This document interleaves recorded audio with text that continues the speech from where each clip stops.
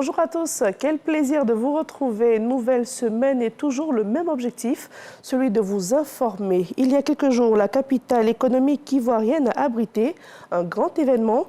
Il s'agit de la journée du partenariat et de l'insertion professionnelle. À ce rendez-vous qui a réuni tous les acteurs du secteur académique, les jeunes diplômés ont eu à échanger avec des responsables d'entreprises, des discussions portant sur des opportunités de carrière. Sephora Zegui et Kinibois. Ouvrir des pistes de réflexion sur la place des jeunes diplômés dans l'économie nationale et internationale, mais également leur permettre de décrocher un emploi. Voici l'objectif de la journée du partenariat et de l'insertion professionnelle. On s'est rendu compte qu'après que les étudiants soient diplômés, qu'il y avait un problème d'insertion professionnelle qui peut des fois prendre du temps. Et c'est cet accompagnement-là qu'on a commencé à mettre en œuvre. Les jeunes diplômés ont eu l'occasion de participer à des simulations d'entretien d'embauche. C'est une très bonne initiative parce qu'à défaut de voyager et d'aller travailler à l'extérieur, tu as la possibilité plutôt de travailler ici et puis d'acquérir de l'expérience. Aujourd'hui, la plupart des membres de la Chambre de commerce des entreprises chinoises sont venus à cette activité. Elle propose des postes attractifs aux talents ivoiriens. J'espère que vous, les jeunes Ivoiriens, ici présents, peuvent saisir cette opportunité. Un pas de plus vers un avenir où les opportunités seront de plus en plus accessibles pour les générations à venir. Ça pose un véritable défi et ça donne tout le sens aux réformes que vous êtes en train de faire. Donc comment faire en sorte que nous ayons un système d'enseignement supérieur qui forme des diplômés, mais des formations en adéquation avec les besoins du secteur productif, notamment les entreprises. Ça permet à l'université de montrer au monde de l'entreprise le profil de formation des apprenants qui sortent du non-dispositif. Et deuxièmement, ça permet également à ces entreprises de montrer au monde de la formation ce que ce monde du moins de l'entreprise a en termes d'opportunités d'emploi ou à tout le moins de stage. Au programme, des sessions de mentorat avec des professionnels et des experts venus de divers horizons. Les étudiants ont ainsi eu l'occasion d'échanger sur les compétences attendues par les recruteurs, mais aussi de découvrir des opportunités de formation et de mobilité internationale. C'est une bonne nouvelle. Un nouveau fonds de soutien au développement économique et social se déploie ici en Côte d'Ivoire. Avant le démarrage de ces activités, une réunion a eu lieu entre la ministre de l'économie et le directeur de la Banque islamique de développement, Léon Bro, pour plus de précisions. C'est un fonds de 35 milliards avec un potentiel mondial de 500 milliards de dollars par an. Le WACF, un levier de développement économique et social peu développé en Afrique. Seulement 2% des actifs de la finance islamique mondiale. Cette faible part de marché indique tout simplement un grand potentiel inexploité. Donc c'est une opportunité en soi, offrant des opportunités significatives pour élargir l'accès aux services financiers et surtout mobiliser de ressources pour des projets durables et inclusifs. Soumis donc à l'examen des experts, les mécanismes juridiques et financiers du WACF, le cadre de réglementation et de régulation de la finance islamique dans l'espace UEMOA. 3 jours de réflexion pour le déploiement du WACF en Côte d'Ivoire avec l'appui du gouvernement à la demande de la communauté musulmane. Nous souhaiterions que le gouvernement intègre le projet WACF dans l'ordonnancement juridique, économique et financier de la Côte d'Ivoire. Le WACF contribue durablement à la résilience et à la cohésion sociale. Au regard de son potentiel, le gouvernement de Côte d'Ivoire envisage d'intégrer ce puissant outil dans un appui complémentaire aux efforts entrepris pour accélérer notre marche vers la croissance inclusive. Instrument de la finance islamique, le WACF s'alimente de dons, legs et autres donations. Son déploiement en Côte d'Ivoire dans le prolongement du partenariat entre le ministère en charge de l'économie et la Banque islamique de développement. À présent, parlons de brassage culturel. La 2e édition du Unzama Festival a été lancée. Et cette année, ce sont les peuples Djimini, Djamala et Mangoro qui sont à l'honneur. Une cérémonie de lancement qui a enregistré la participation de plusieurs personnalités ivoiriennes à cette tribune. Ils ont rappelé la nécessité de préserver la paix entre les peuples. Le compte rendu de Franck Quadio et Adama Kéré. Des étoiles plein les yeux, Nzrama Festival remet le couvert à Toumoudi, dans le district des montagnes, qui en demeure l'épicentre. Pour la deuxième édition, les peuplades Djimini, Djamala, Tabana, Mangoro et le district de la vallée du Bandaman sont à l'honneur. C'est en revanche une édition 2024 bien particulière. Au brassage culturel déjà acté s'ancre une nouvelle thématique, celle de la production à la transformation des produits agro-pastoraux. Mais pour relever le défi, il faut l'énergie collective. C'est l'appel de la présidente du festival, la ministre et gouverneure du district des Lacs, Raymonde Goudoukofi.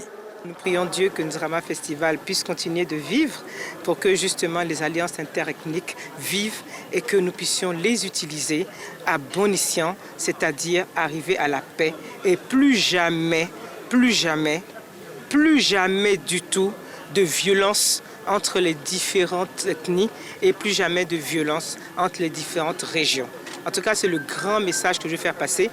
Un appel qui n'a d'efficacité que dans la cohésion, le nœud gordien relevé dans toutes les interventions des différentes personnalités. Le président Félix Houphouët-Boigny, qui est de cette région du Baoulé, a toujours prôné la paix. Et nous savons que son digne successeur, c'est le président Alassane Ouattara, qui continue donc sur cette lancée. Et le Nzrama Festival est un creuset pour mettre l'ensemble des Ivoiriens ensemble. Nous sommes très heureux.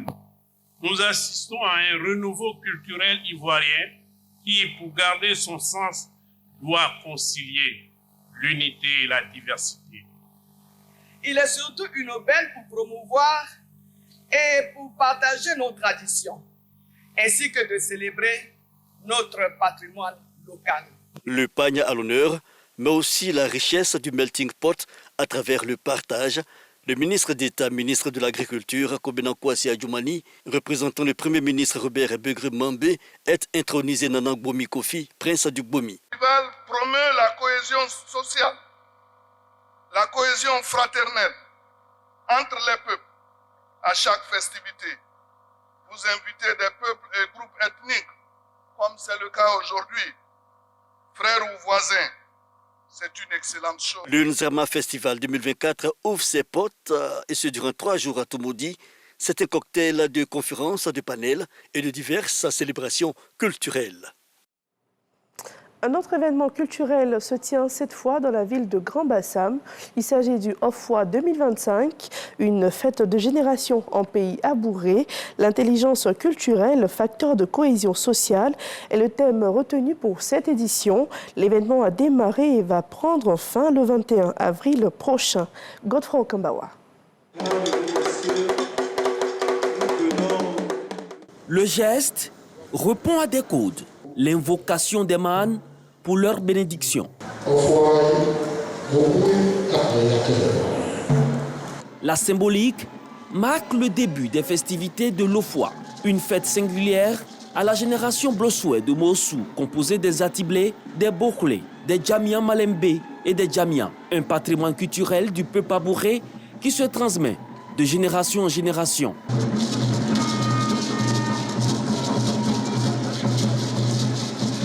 Les membres de la génération Blossoué donnent ainsi le ton pour l'édition 2025 de l'Ofwa.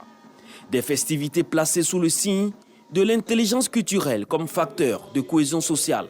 Ofwa, c'est notre âme culturelle. Nous essayons à travers Ofwa de rappeler aux générations présentes et futures ce que les abourés sont consubstantiellement. C'est un moyen de lancer un appel fort pour montrer que le peuple abouré est ouvert. C'est toujours au contact des autres peuples que nous nous construisons. J'encourage tous les ressortissants du village de Mossou de se tenir prêts et de venir massivement à la fête de génération qui aura lieu au mois d'avril 2025 et vivre ce que le peuple abouré a de profond en matière de tradition. La célébration de l'Ofwa, ce sont des panels, des parades et enseignements portant sur l'historique du peuple abouré de Mossou. C'est également l'occasion de faire découvrir cette culture au reste du monde. En témoigne la présence de l'ambassadeur de l'Allemagne en Côte d'Ivoire, Mathis Veltin. Ces festivités qui s'ouvrent ce 15 novembre 2024 prendront fin le 21 avril 2025. Vous l'avez sûrement remarqué dans votre quartier ou dans d'autres communes, les beaux graffitis sur certains murs de la place publique, cette touche d'originalité afin d'embellir la ville d'Abidjan à l'occasion de la première édition du festival Graffivoire. Serge Coléa.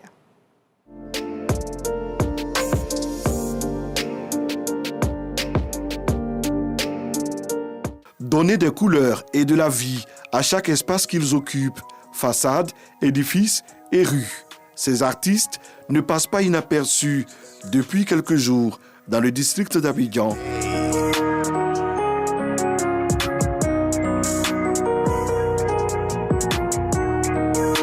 Ici, on voit que c'est une danse traditionnelle qui a été représentée, mais au lieu du kaolin sur le visage, on remplace par des couleurs vives pour attirer l'Africain à s'intéresser à sa propre couleur.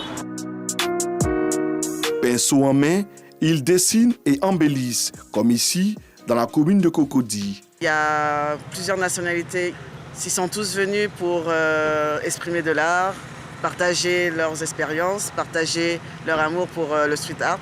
J'appelle ça after work.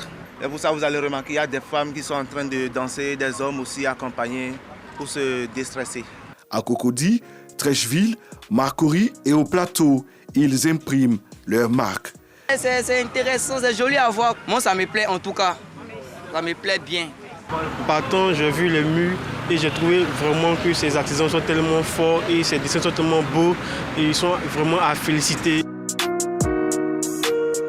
Derrière ces œuvres d'art, des messages sont véhiculés. Messages inspirés des réalités sociales, des rêves et attentes de la jeunesse.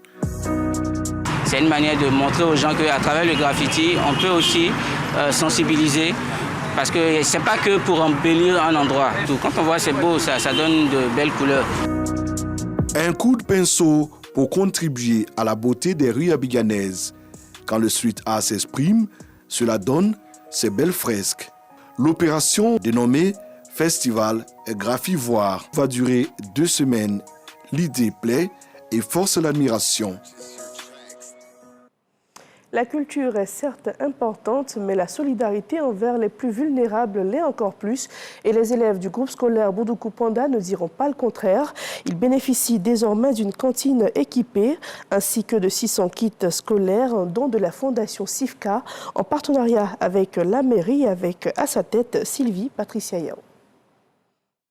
Les élèves du groupe scolaire Boudoukou Panda dans la sous-préfecture de Daïro-Didizo ont manifesté leur enthousiasme à l'idée de recevoir leur nouvelle cantine scolaire équipée d'ustensiles de cuisine et de kits alimentaires.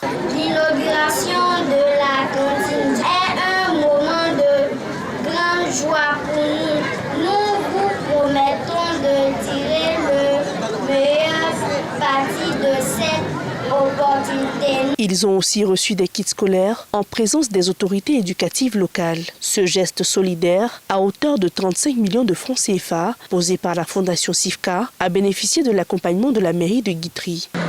La cantine a été réalisée en une année et effectivement c'est la 15e cantine que nous réalisons. Et c'est vrai que l'intérêt pour nous, c'est vraiment de pouvoir organiser les groupements de femmes pour qu'elles puissent faire et organiser ce jardin potager afin que les enfants puissent manger le produit même de notre travail. Chers parents, je voudrais saisir cette opportunité pour une fois de plus vous sensibiliser sur l'intérêt de scolariser vos enfants. L'école permet de lutter contre les inégalités sociales. La cantine scolaire vient régler un problème, celui de l'alimentation des enfants entre midi et 2. Celui de la sécurité alimentaire des enfants. Scolariser les enfants et améliorer leurs conditions d'apprentissage, une cause chère à la première dame Dominique Ouattara, aux patronnes de cette cérémonie. Les festivités ont été marquées par la coupure du gâteau célébrant les 10 ans d'existence de la fondation SIFCA. Et au Sénégal, quelques heures après la fermeture des bureaux de vote, le porte-parole du gouvernement s'est exprimé sur une chaîne locale. Il a revendiqué une large victoire du PASTEF aux élections législatives qui ont eu lieu hier dans le pays. Plusieurs figures de l'opposition ont d'ailleurs rapidement félicité la formation politique. On le rappelle, ce sont environ 7,3 millions d'électeurs qui étaient appelés à accomplir leur devoir. Ils sont au nombre de 165 ces députés qui siégeront pour 5 ans. C'est la fin de ce journal. Merci à tous de l'avoir suivi.